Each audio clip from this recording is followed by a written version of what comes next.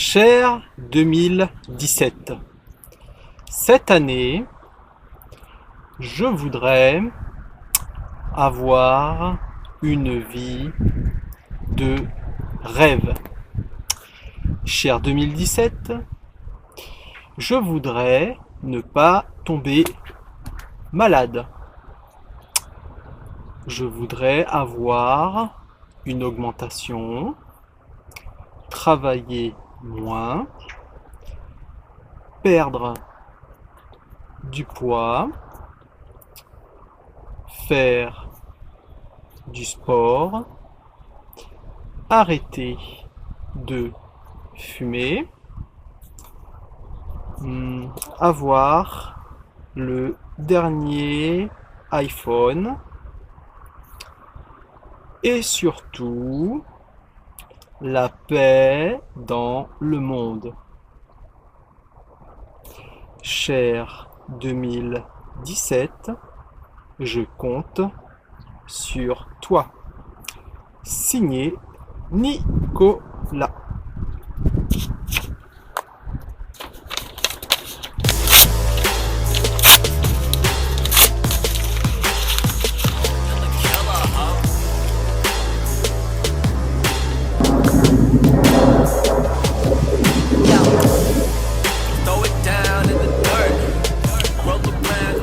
Voilà ce qu'en fait de tes souhaits 2017. Le Père Noël, t'y crois encore? Chaque année, au 1er décembre, c'est comme si tout le monde grattait un ticket de loterie, en souhaitant que par miracle, tous leurs souhaits se réalisent. Alors que nous le savons bien quand même au fond de nous-mêmes, nous sommes déjà tous gagnants. Si tu regardes cette vidéo, c'est que tu as Internet, que tu as un ordinateur ou un smartphone, que tu es connecté à YouTube, que tu as reçu une éducation. Sache que 70% de la population mondiale n'ont pas cette chance. Alors tu as déjà gagné à la loterie. C'est comme si on voulait une succulente ratatouille, que l'on avait le fait-tout, que l'on avait la superbe cuisine équipée de la dernière cuisinière super high-tech, qu'on avait tous les couteaux, toutes les casseroles, les meilleurs légumes possibles, les meilleures aubergines, tomates, courgettes, ail, oignons, etc. Et que l'on attendait que par miracle, la ratatouille se fasse toute seule. Eh bien non, elle ne se fera pas toute seule ta ratatouille. La seule personne qui peut réaliser cette ratatouille, c'est toi. Alors moi, pour cette année 2017, je n'ai pas de souhait. Je n'attends pas que les choses arrivent par la providence. J'ai décidé de passer à l'action. J'ai fait une liste de décisions, d'actions et d'habitudes que je vais prendre en cette année 2017. Cette liste, je l'ai accrochée au miroir dans mon salon et je vais tout mettre en œuvre pour concrétiser chacun de ces points durant cette année. Dans cette première vidéo de l'année 2017, je voulais introduire un nouveau format, un peu comme une revue, un journal où je vais partager avec toi différents points de ma démarche vers la résilience, de l'actualité, et tout cela dans un but de partager au maximum avec toi mon point de vue, des savoir-faire, et aussi t'inviter à réfléchir. Alors dans cette première revue, je vais te parler d'autonomie alimentaire, de climat et de solutions innovantes pour se chauffer. Je vais d'abord commencer en fait par un petit bilan de cette année 2016. Alors l'année 2016 pour moi aura été vraiment charnière dans ma démarche de résilience. Est-il besoin de te rappeler les différents événements qui ont traversé cette année? La mort de George Michael, la mort de la princesse Leia quand même.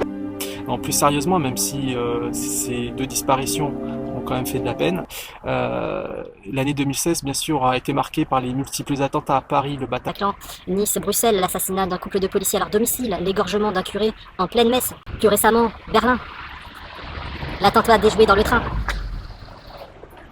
Le pire, c'est qu'on commence à s'habituer à tous ces événements. Trouves-tu ça normal? Moi pas. L'Espagne, la Grèce sont toujours enlisés dans cette crise qui n'en finit plus. Le Brexit, l'élection de Trump, tous ces petits éléments mis à bout, personnellement, me convainc de jour en jour, de plus en plus, d'accroître et d'accélérer ma démarche de résilience. Alors c'est vrai que sur ma chaîne, j'ai beaucoup abordé la résilience par le jardinage, par l'aquaponie, par la production de sa propre nourriture, en tout cas de ses propres légumes. Mais ma résilience, ma démarche en résilience est beaucoup plus importante que cela.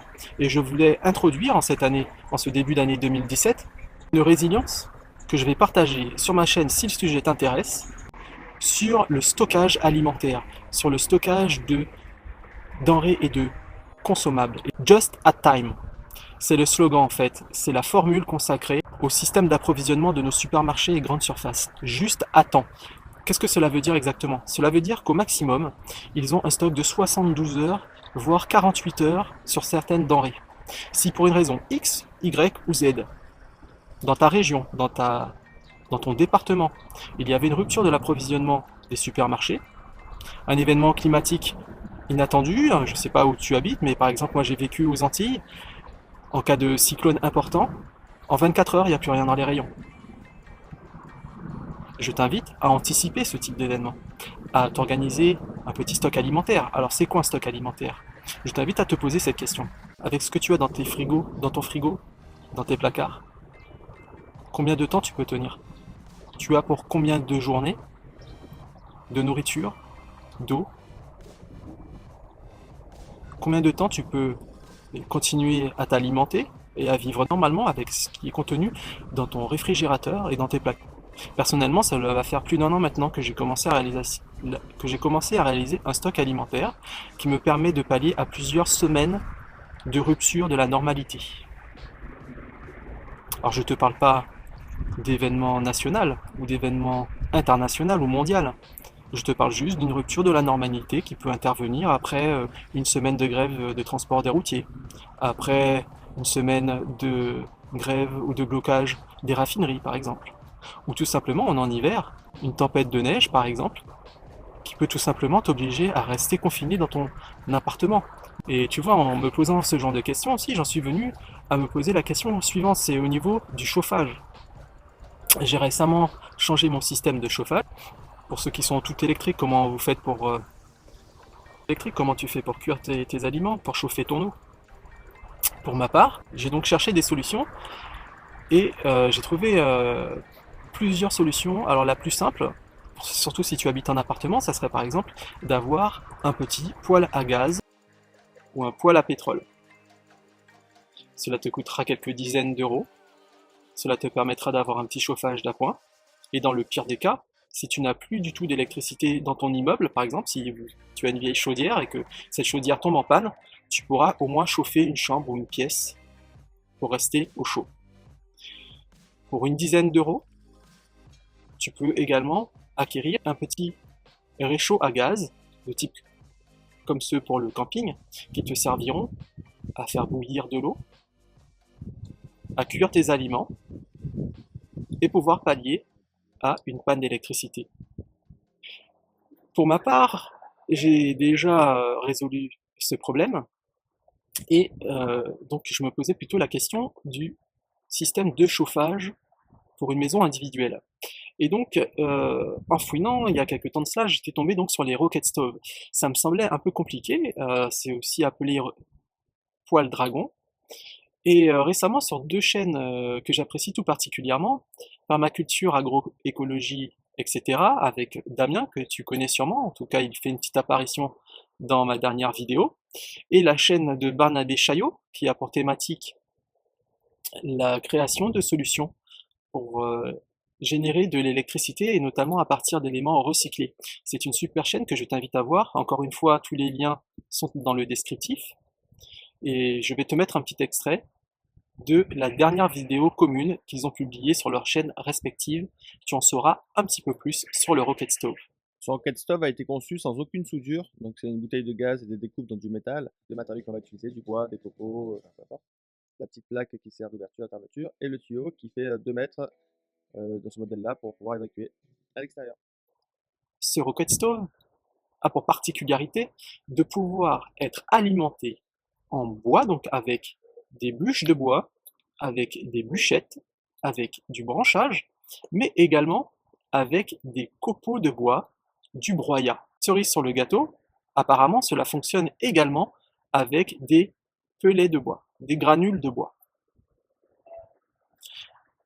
Alors bien évidemment, tu l'auras compris, je vais essayer de réaliser un rocket stove que je vais installer dans mon salon. Ce rocket stove aura pour fonction de chauffer la plus grande pièce de mon domicile.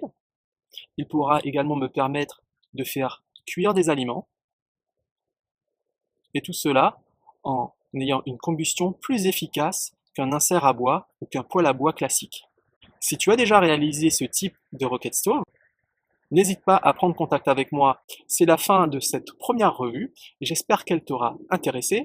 Donc, comme je l'ai dit précédemment, tous les liens sont dans le descriptif. Je te souhaite pour cette année de tout mettre en œuvre pour passer à l'action. Et n'oublie pas, la résilience est la clé vers la liberté. Ciao!